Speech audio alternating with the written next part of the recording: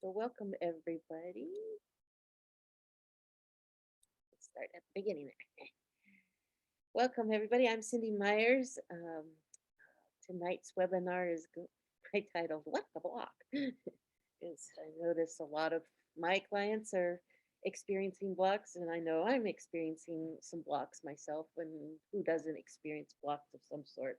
I don't think we could get. I don't. I don't know a living soul that hasn't experienced some blocks of some sort uh, and and of different degrees.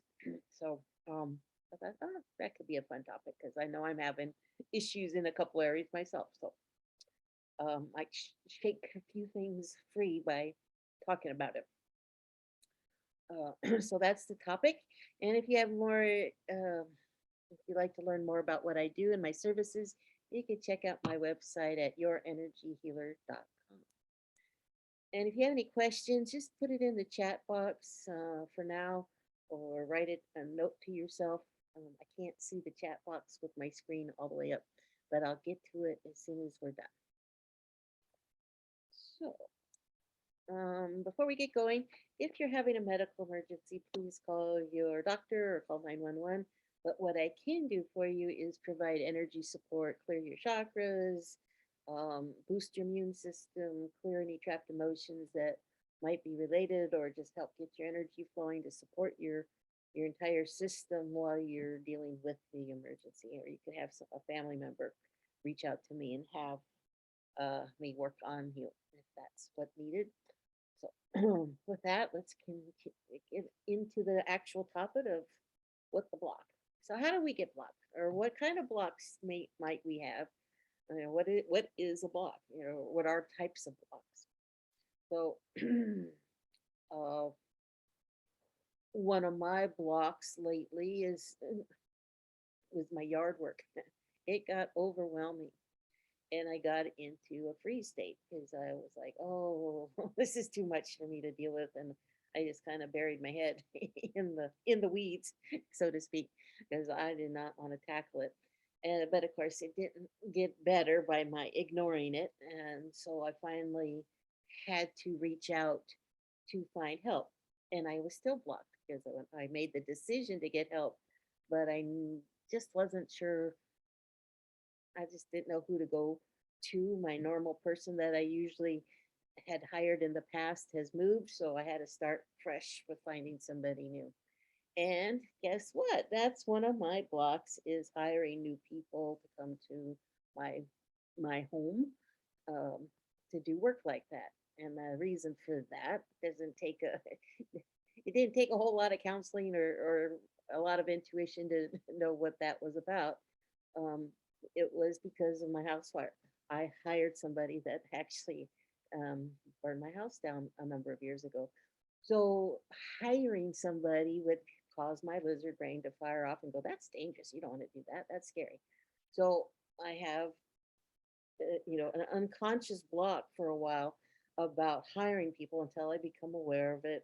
Kind of put two and two together why I'm procrastinating over doing that, and then I can clear my own stuff. Thankfully, I know how to do that and do some of my tools that we're going to talk about in how to get myself unblocked and moving forward because the weeds aren't going to stop growing. So that's an example of how we get blocked and the source of the block. And of course, that experience in the past had nothing to do with now. That's a totally different experience.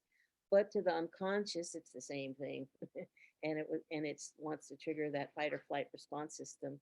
And you go right into lizard brain and it's not using higher thinking, problem solving skills. Then the answer for me was to freeze and procrastinate. So you have pretty much three decisions when you're in the fight or flight response system. Then you can get mad and get grumpy, and I actually did get grumpy for some once in a while. I was a lot more snappish and short fused. And then I also was in that freeze state because I didn't want to do anything about it, and I really kind of put blinders on about how bad it was looking. And then I was in avoidance. So that's kind of like a running away. I did other things every time I could sit down and call people or do something. I'd find other things to do. So that was kind of like a runaway. So that's kind of running. So you go into one of these modes, or multiple of those modes when you get into a block. You find things, other things to do, excuses, and those are coming from that lizard brain, and that's how we get stuck in that mindset and that habit of avoiding or not wanting to deal with what is on the other side, what is causing the fear. And that's one of my paintings. I want to point that out. I painted that alligator the other day, and and it was actually before I called the person. So I used art as one of the things that was unconscious. I was drawn, pardon the pun, drawn to paint the alligator. And once I started painting it, I started putting two and two together of, oh, this is lizard brain. I need to on why I'm not trimming up the weeds and all that. So you can use art sometimes to access what some of your blocks are. And that's what I like to do once in a while. It's just paint. So let's talk about chakra systems and how our blocks can go into our power system. Because trauma, fear, the original block gets landed somewhere in our body, in our system, original experience, and it can actually land in multiple areas because a lot of times we're experiencing things over time, and so it can impact, and we're a system. So if, even though maybe the main emotion, the main distortion resides in one specific chakra point or in a part of our body, it doesn't mean that the rest of our system doesn't get impacted because we are a system. So if something is blocking in the root chakra, say it goes into our root chakra, doesn't mean we can't have another block up in their crown, as far away as you can get. It's just that there's a distortion that's causing a ripple effect, and maybe whatever your fear is impacting or blocking another place. Or a lot of times when I'm working with a client and their physical issue is a, I don't know, take a part in your body. We were talking with a number of clients recently about kidneys, so that's a good example. And we were clearing the kidneys, but that didn't mean that's exactly where the source of the issue is. It's just where the symptom is feeling it or the result. But the blockage could be occurring, up in the throat chakra or the heart chakra. It's just that it blocked a path, the stream, the flow.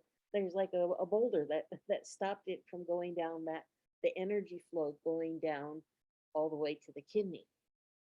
So the weakness is resulting in the kidney, but the blockage is actually up higher. So we have to be very careful what we're talking about in just looking at a symptom or one region of the body or the power systems or in our spirit.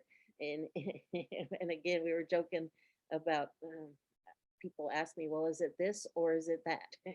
Is it in my root chakra or is it in my heart chakra? And I'll say, and yes, yes, it's probably in both. So it may be one is in a bigger block than the other, but they're all going to be related.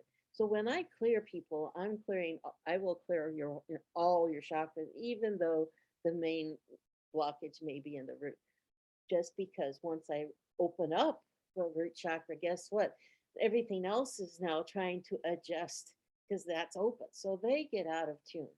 So everything has to get rebalanced and uh, worked on as a system to fix things.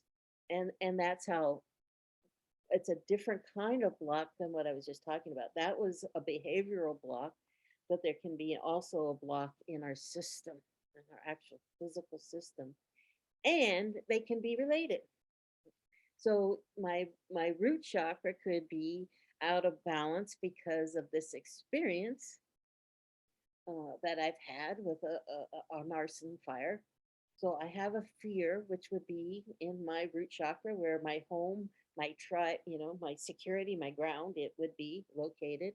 And so if there's that distortion there, that's going to ripple out to other experiences and behaviors. It can be a behavioral thing, but it can also be a physical thing.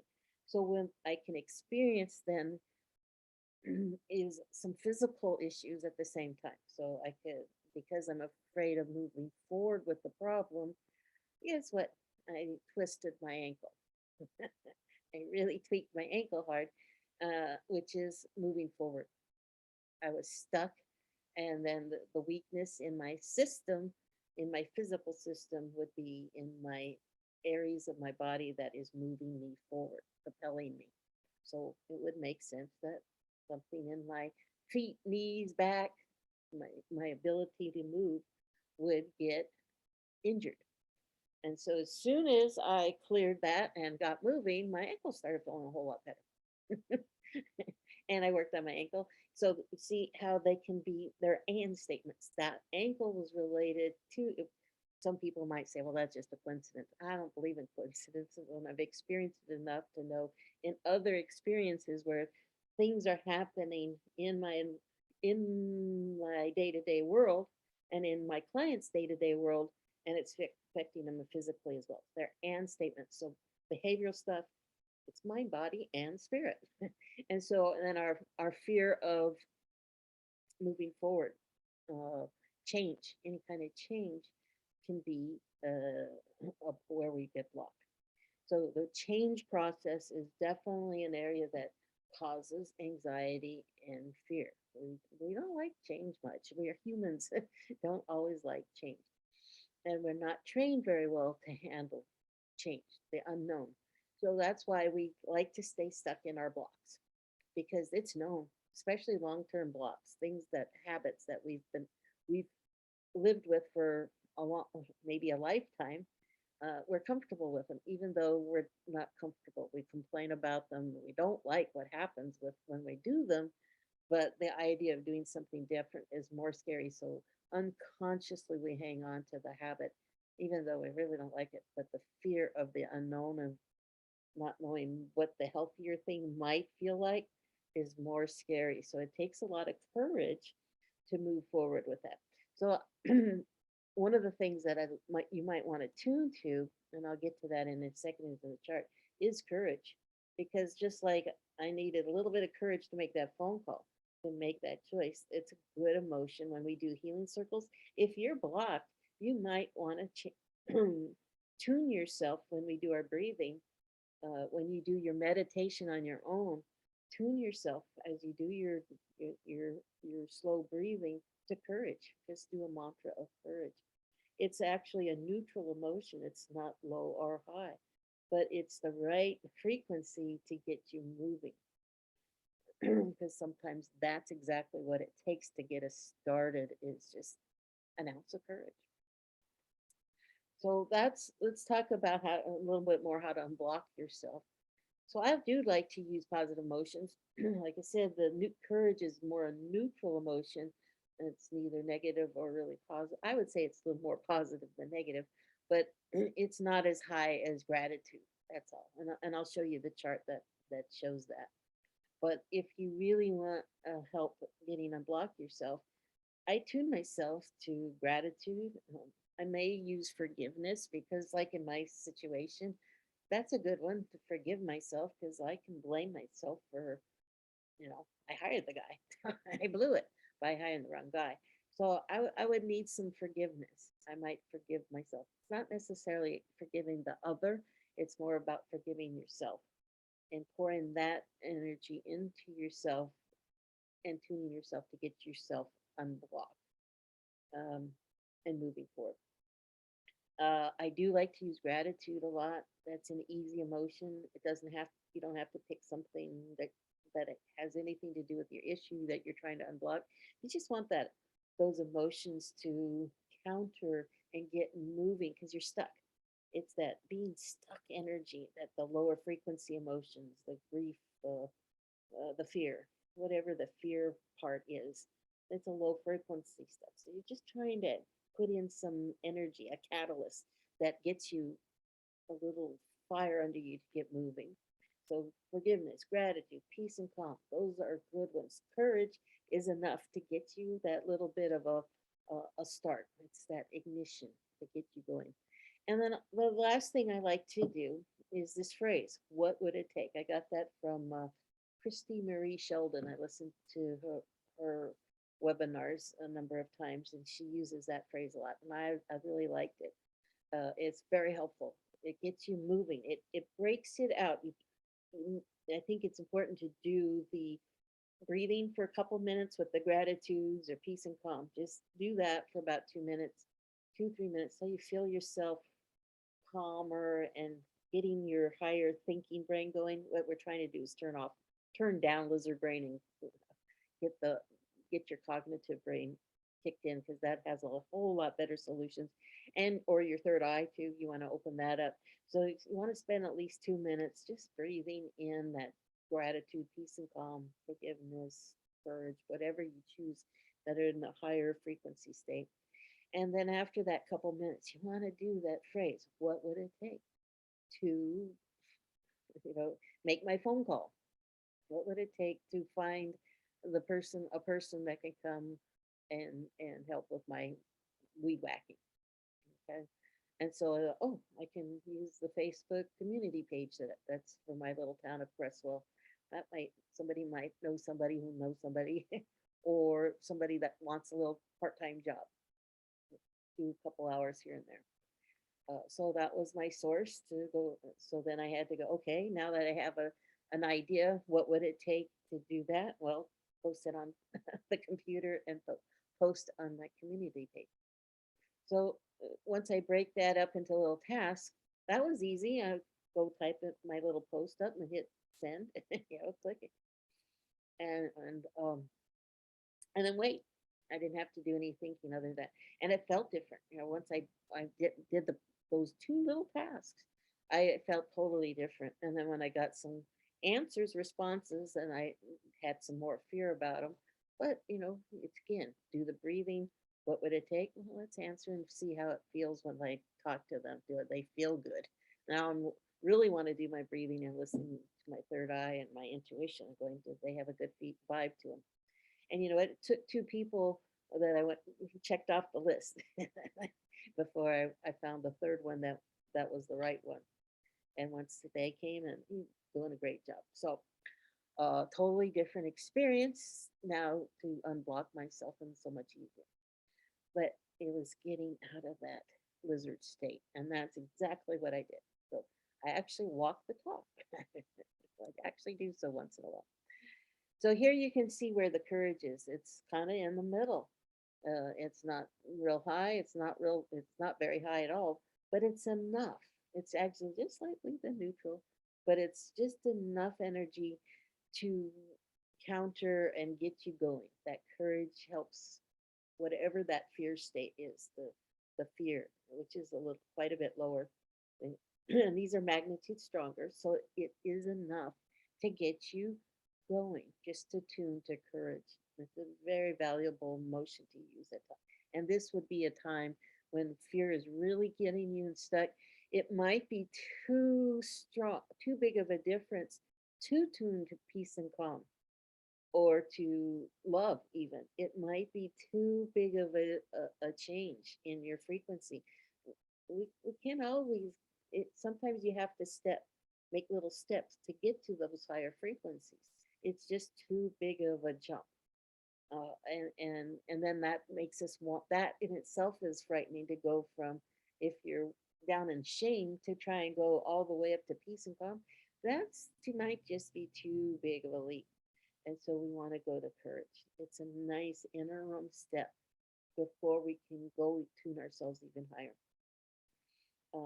I've watched people in a musical instrument. They don't always tune it perfectly the first time. They kind of go back and forth. So they start with kind of an interim, just to get things built up, and then they refine it and refine it and refine it. And that's kind of what you're doing with using courage. You're just getting yourself started to going into the higher frequencies. And again, just on a different topic, a little tip for y'all. If you're going into a challenging place situation, if you tune yourself to a higher frequency of love or above, if you can get to love or above, I would recommend, if you can, get up to the higher. If you're around people that are really negative, or whatever, whoever's in this place that you're headed to are potentially really negative emotional state, if they reside mostly in that guilt, fear, shame state, and you tune yourself to peace and calm, that is too big of a jump for them. That's so uncomfortable. So I send that ahead of me. I flood the room or wherever I'm going with that peace and calm before I get there. And they tend to get out of the way. Or if there are people that are more in that mid range of courage or neutral, if they're kind of not either way yet, but they could easily, if they're in a room with some really negative people, they would join them. But if you're on the other side of the coin, if they're in the room and they're with people that are at the higher frequency state, they're more likely to raise up. So those people that are in the middle can go one way or the other. So, so you can actually help people that are in the middle region. So I do that when I go to even the grocery store. I tune myself and flood it to before I get there, so that I'm around more friendly people in the checkout or in lines or just doing their normal shopping. People do nice things. I forget, somebody did just a simple act of nice thing that they did for me. I don't remember what it was now, but it was like, oh, that was nice. I'm tuned up higher. So people do just out of the blue acts of kindness, or I get to witness it. It's great.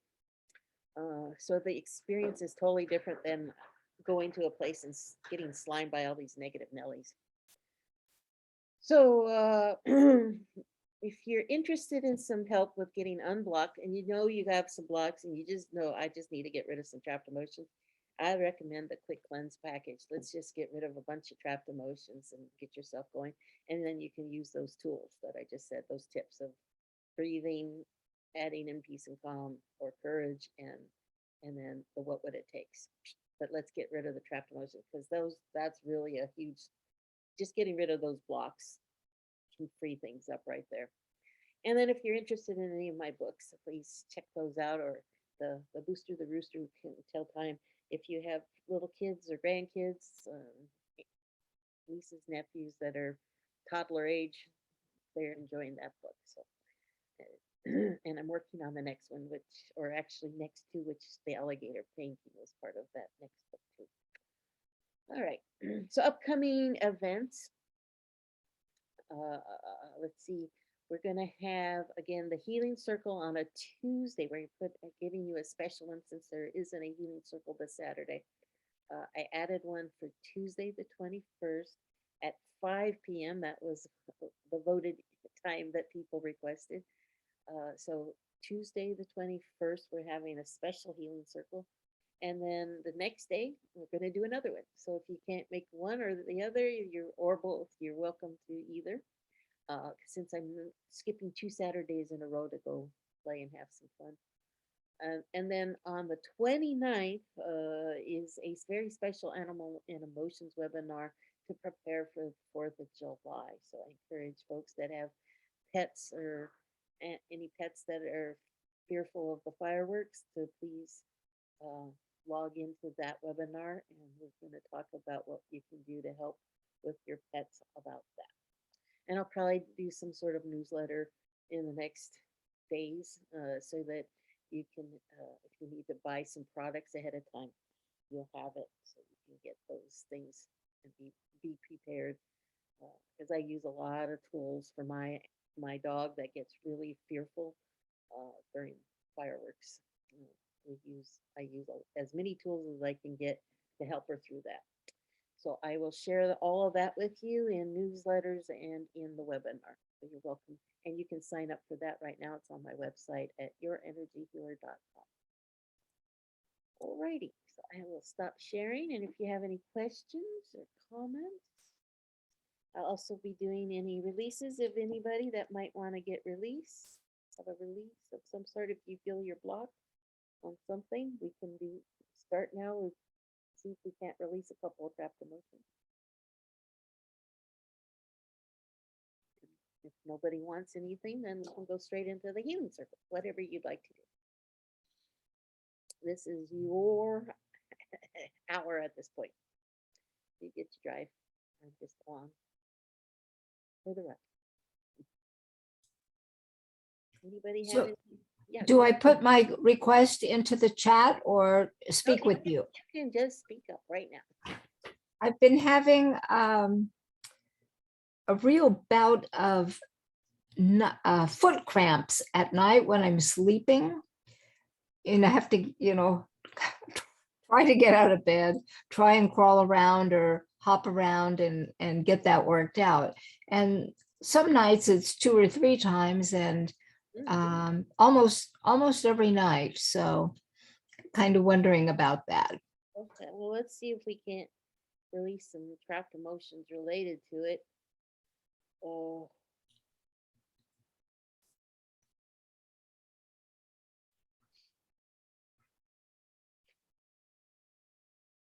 Tapping in. Is it more on the left foot? Right. On my well, I don't know. It seems like it's both of them, but let's pick one that seems. Okay, I just wasn't sure. I'm feeling something more in the left, but that it wasn't sure if that was accurate. So I don't know if you meant right that I was correct or right. No, that's on the right side. Oh. Yes. Right. Yes. Right. Yes. Correct. More on the right side. Correct. Okay.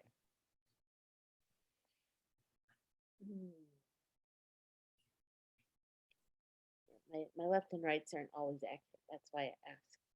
So let's. Oh, but the block's on the left. I'm feeling it a block in left sciatica area. Clear.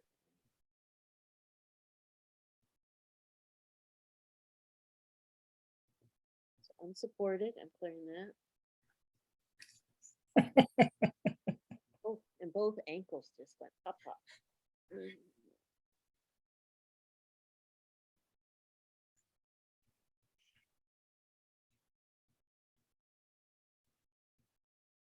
Lack of control. Oh, no, up from the left. Let's go to the right.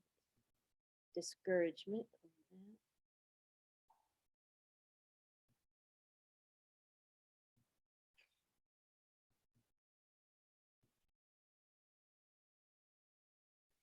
Peeved.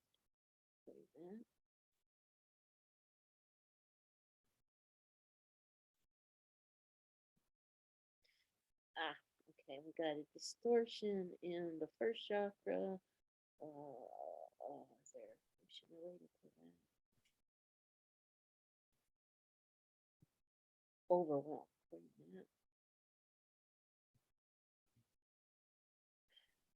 Second, we got a distortion there of overwhelm again. And third. Oh, yeah, okay. So cleared overwhelm in first, second, and third. Oh, sorry. Yogi's good at saying, yes, I know.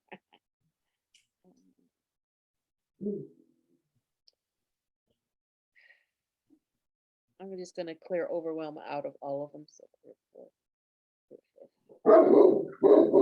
Oh, sorry.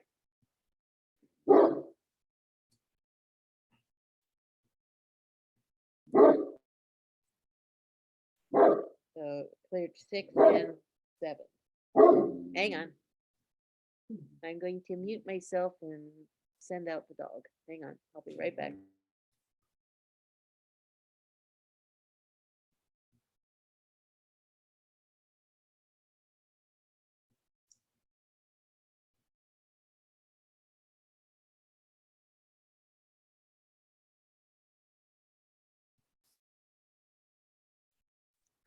Sorry about that. It's okay. So I cleared all the chakras and retuned. So let's see if that doesn't help. You might have to add in something nutritional. I'm not a nutritionist, but of course, usually cramps are related to potassium of some sort. Mhm. Maybe, I don't know, absorbing it right. Uh, so No, I think you were pretty good, pretty darn good. see if that doesn't help. Thank you. You're welcome, and let me know if you need any help, if we need to release a bit more. Happy to help. Anybody else have anything? This is Kath. I have.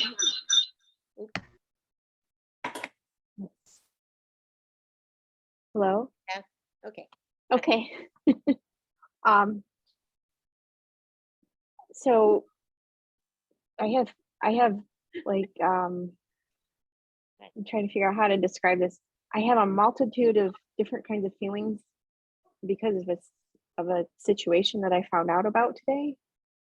And I'm not certain what to call it, or if I should feel good or if I should feel bad, or what to feel.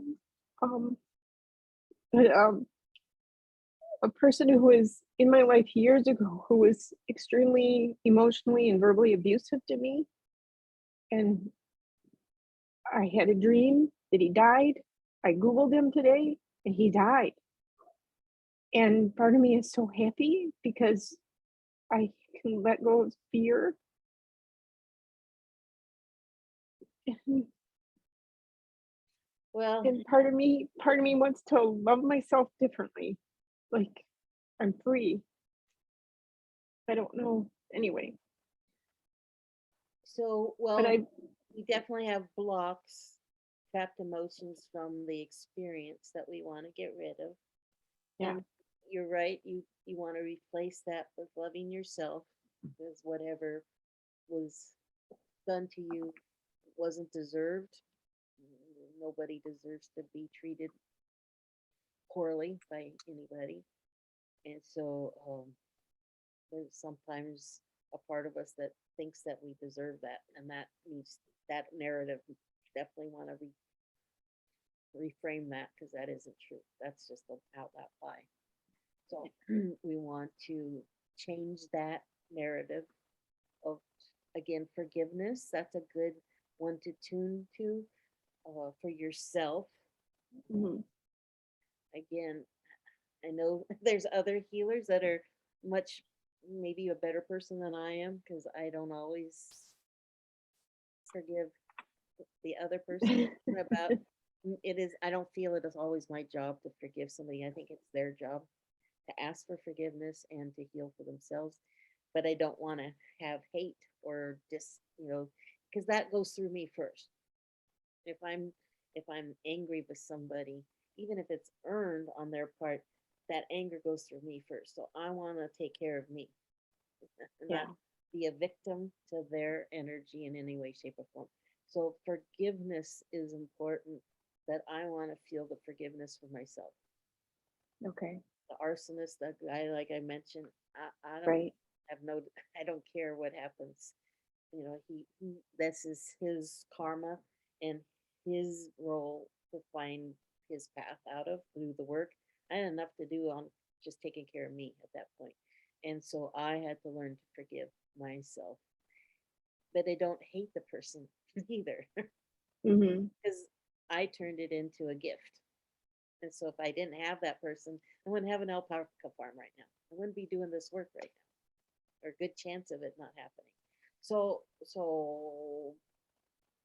I am actually send gratitude, and for whatever karma thing that they came in this planet and have to be such a miserable person, if that's their contract, kind of feel compassion for that they had to come into this planet and be a not a very nice person. And Yeah. so hopefully when they go to the other side, they can resolve those issues and come back in a Mm. better place another time. But it's more important to get that forgiveness in yourself first. And if you find a way to forgive others for whatever things they did to you, that's great. That's wonderful. But Mhm. The main person, the most important one is to do it for yourself. And so forgiving yourself then ripples out. And then you can find a different way of feeling about the other. But yeah, feeling free if that cuts the cord that you don't have to worry about them anymore. Oh, good. That's a good thing. Okay. It allows you to be free to maybe do more work on yourself, to go deeper, Hmm. because Mhm. they don't have that physical of their presence here anymore to Yeah. to to contend with. So you can take advantage of it that way, of being able to let your back, maybe your guard go down, so that you can go in and again heal certain areas of that experience that you had with that person, so that you don't ripple it out and track somebody else. Yeah. That's huge. We want to do the work, so I don't want to ever have anybody like that around. Which again, that's why I get wiggy when I go to hire somebody. Right. No, it all resonates with me tonight. Yeah, It was kind of freaking me all out at the same time. but again, But by healing it, it doesn't necessarily mean with PTSD of experiences like that doesn't mean that we don't ever have them again when we heal. I think that's a misnomer, healing. We think that we'll never ever have anything like that happen to us again, or we won't have PTSD response ever again. And I've done a lot of work around that issue in particular, and I still get it. Will it ever stop? I don't know. I don't know, but I have tools to deal with it. mhm. I have tools to get myself so it doesn't rule my life. I don't have to be victim to it. I just want to recognize it as fast as I can so that it can move forward. So it doesn't control my decision making. And that's pretty much true about lizard brain. I want to know when lizard brain is driving the bus because it doesn't make very good decisions most of the time. I have a better part of my brain that makes a little bit better decisions than lizard brain most of the time. And I'd rather use that part of my brain instead of, and use lizard brain for what it was designed for. And which is in the moment, if I'm hiring somebody that says, bad, run, hey, listen to it. And so it's learning the differences, because that's really the hard part, is trusting yourself and your intuition to know what's the difference. Is this person Right. not it? Is this person just like that other one? Or am I projecting because of that past experience on this new person? So it's being really clear on knowing who you are, how does it feel when you have those different experiences, using your intuition, using your higher thinking brain. It's not easy at times. It can be very complex. So Sonia wrote, we just have to notice it, then move on. Trust issues. Trust issues are big. Yeah. And Yeah. trusting ourselves is big. And I think just pretty much everybody has that issue of some sort. And we just want to learn how to recognize it. Doesn't mean trusting everybody that comes in your path, that's for sure.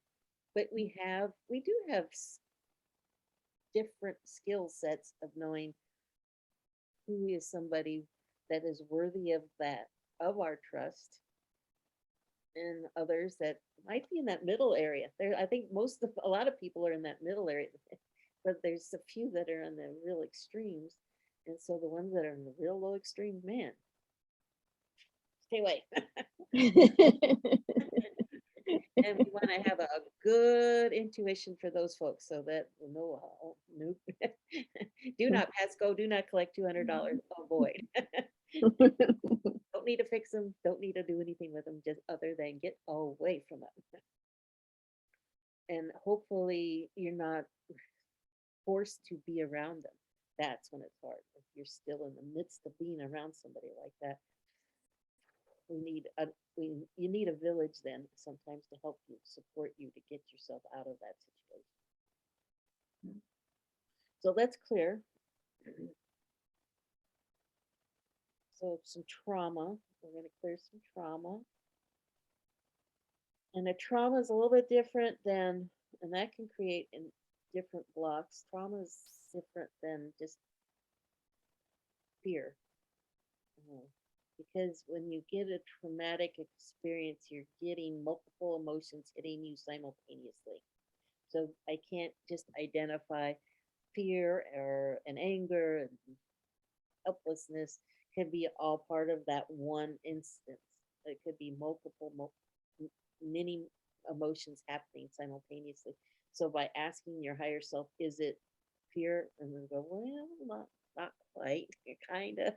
Is it failure? Well, not quite, kind of. So we just have to term it as trauma. But that trauma does love to go into those chakras and create that distortion that really triggers the lizard brain really hard. So we want to get rid of some of the trauma, and that is in your first chakra, mostly, but also second and third. And those big traumas do love to reside in those lower three, but it also impacts the heart. So clearing that. The throat, because we don't tend to verbalize ourselves appropriately when we're in that fear state. So the throat chakra gets a distortion. So you're seeing all the ands.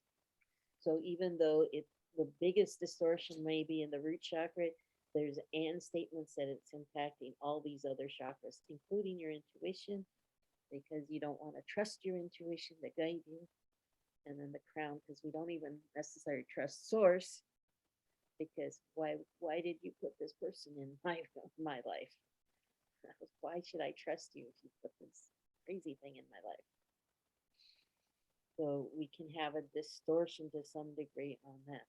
At the same time, being grateful because maybe they say, source guided you out of it at the same time. So it can be both at the same time, trust and distrust. The yin and yang of every experience.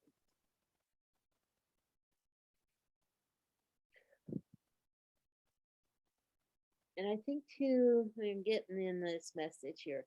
So understanding the yin and the yang, that you can have both trust and distrust at the same time is important, so that you look at it, these situations at both. Looking for, oh gosh, spirit help me. But at the same time, why did they put this situation in my lap in the first place? And it's doing both of looking at it both. And it's not that maybe they put this person in my life because they were actually trying to help me get moving because I was so blocked. So I needed a huge catalyst. Needed a big kaboom to get myself moving and to really go deeper into things. So it's looking at both angles. Oh.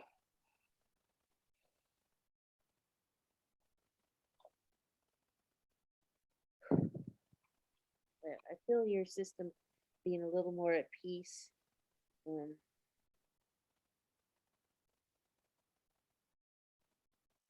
Drink water, please. Okay. I was just talking kidneys. I'm feeling left kidney is being distorted, so it's trying to probably work hard to filter out some of these toxins, these toxic emotions. It's working a little harder, so you might need to flush it out. Okay. Flush the kidneys. Okay. Thank you. Other filters. So send love, love and above to all your filters. If you stay on the healing circle, we'll definitely want to do that. But when we go through those areas of your body, you would send some gentle peace and calm, whatever it is, but send some gentle energy to those regions of your body and support it. Okay. Thank you. Welcome. Anybody else have anything? So, Cindy, I'm looking at a large business proposition that I was made aware of a couple weeks ago. And I'm a little bit apprehensive about it because I acquired a business from someone that I considered a friend at the time. And at her showing me the books and everything, thought it was a decent thing to do, a good deal, and ended up that she had falsified stuff on the books. This one is a little bit bigger venture for me, and it's going to probably entail maybe a couple of big changes for me in my life.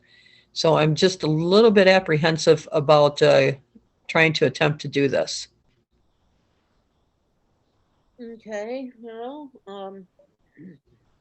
again, is it those this is where it gets tricky. Is the apprehension because you're fearful of change, or is it a warning going, oh, I don't want to do this? It's not a good Right. idea, right? And And that's it's a good opportunity for me. And yeah, it's a good opportunity, and it would let me actually do what I really want to do in the work world and with my life. So that's why I'm trying to push ahead with it, but there's still that little bit of a little bit of a fear and a little bit of apprehension about, you know, if it doesn't work out, the repercussions, I guess, and stuff like that. yeah, building in, in problem solving. So I would use the what would it takes then to, well, if these are issues to think about, we don't want to bury our heads in the sand and just pretend they don't exist. Then so I would use the breathing, and then what would it take to, figure out, are these showstoppers? Are is there some um, safety net things that I can build into the process that I feel a little more secure about it? Or do I just need to be aware, what are the warning alarms that might show me that this is going south? Just be aware. How do I become more aware instead of having fear just be worried about it? That just spins my wheels and say, oh God, I don't know if this is right. So Right. it's changing it. You're changing out of that fear brain that creates a narrative that just, one, it'll track that what you don't want. So we want to change that to going into a more conscious decision making process of going, well, okay, this is a risk. So how do I either mitigate the risk? How do I catch it before it gets to be really bad? And are there some other measures that I can build into it to protect myself? What are the things that I can do about it? So um, so I would let's clear some trapped emotions that are related to the change, because that's always, change is scary, but it can be exciting scary. It can be a different kind of adrenaline, um, change.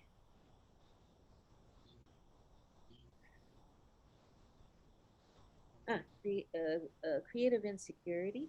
We're going to clear that. So that creative insecurity is different than just plain insecurity. Creative insecurity isn't just about. It can be about your art and being afraid from your creative self, whatever you might create. If you're an artist of some sort, you might be not wanting to show others your art, but it's also related to your authentic self. So to me, for most people, releasing that creative insecurity is about releasing that blockage, those blockages that I don't know if I want to see. If I go looking at what my authentic self wants me to do, it means a big change in my life. Right. And then there's vulnerability. So it's quite often related to vulnerability. So let's release that, because by showing our authentic self means we're more vulnerable. Showing our true self and not showing a persona, a mask for others that isn't as scary if they like it or don't like it or whatever, because it's not our true self. So there's a vulnerability about change. There's a really good TED talk by Brene Brown on vulnerability. It's about 18 minutes. I highly recommend it to anybody and everybody to watch it. It's very good getting comfortable in your vulnerability. So Okay. excellent thought that might help you. So what else can you? Oh, that was a huge shift right there. I just felt it. Lack of control.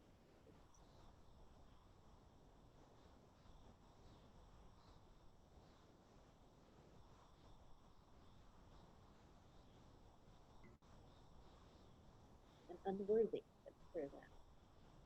So letting yourself know that you are worthy, having a really good opportunity to come to you, and that you can make it work right. And really, talk to your guides. Just say, hey, guide me through this. I really want to do. And you know what? You're not going to have all the answers in a new business opportunity. And it's probably sometimes it's just as well you don't have all the answers. If I knew everything that was entailed in having an alpaca farm, I probably would have done it. So what I didn't know at the time didn't hurt me, but was going to. And but I wouldn't have. But knowing what I know now, even with all the challenges and difficulties, I wouldn't change it for a second. But in the time when I didn't know any better, truly didn't know any better, it might have scared the pants off of me, and I would have said nope. Right. So, so it's not always about getting all the answers up front. Realizing, yep, this was the best advice I got in making the move. It was, yeah, you can take this path, go up there, have your farm the way, the place that you found, and it's going to be a lot of work. It's going to be a lot of heartache, but you're going to be happy. And then the other option that I was looking at, they said, well, you can do that option too, and it's going to be a lot of work. It's going to be a lot of heartache, but you're going to be happy. So, Hmm. so it's a lot of it is what we make of it, of that experience, including challenges, and knowing that it just might be a step. The alpaca farm was a step to doing this work. I wasn't ready to do this work without the interim step of the alpaca. Right. So it's not always this is happily ever after. It's just another step. And you can have that step or you can have another step. There's other steps that you can always take, other paths. It's just this is a choice of one path, but you can make it a really outstanding path and learn a lot and grow a lot and make whatever you want for that period. And it might evolve to another path. Right. It's what you put into it and what you want to pull out of it. Right. Yep. I'm hoping if I can swing it and work it that it'll end up being something good for me and my family. So. And you set that intention. And instead of saying, I think whatever comes out of it is going to be good for me and my family. Mhm. You set that intention. After my, I hate to keep bringing up the same thing, but that after my fire, I had no idea what I was going to be doing out of it, other than I set the intention the day after was, well, this is bad, this sucks, and I'm going to have to do a whole lot of inner work to heal and deal with all of this crap. But whatever comes on the other side better be really good. I mean, it better be really, really good to be dealing with all this baloney. Right. Right. Because I did nothing to deserve that crap. So, so it had nothing to do about deserving it or not deserving it. It was now what was I going to make out of it? And that was my justice, was turning it into something really outstanding. So that I truly believe setting that intention right away is what it set the path. And my Mhm. guide said, okay, Okay. you do the work and we'll open some pretty cool doors for you to walk through if you choose. And I had plenty of off ramps not to go this route to get where I am. I had lots of off ramps that I could have chosen, but I was still motivated by that intention. But you said you wanted it to be really, really good. You want it to be really, really good. You gotta keep going this way. Right. All right. Thanks. Okay. So I'll be interested to hear how it goes, and we're here to support you through some of the challenges too, because there are a lot of challenges in the fear process, in any change process. So let's just keep clearing the trapped emotions that are related to it. Get rid of and remind yourself on using those tools to get you through and not letting lizard brain make the decisions for you. What would it take? Right. Write Right. that down. Keep it in your pocket. Read, what would it take? Lots of reading. Exactly. What would it take? Solving the issues that come up in making these big moves. All right. Thank you. Thank you. Anybody else anything? We're at the top of the hour, so I will stop the recording.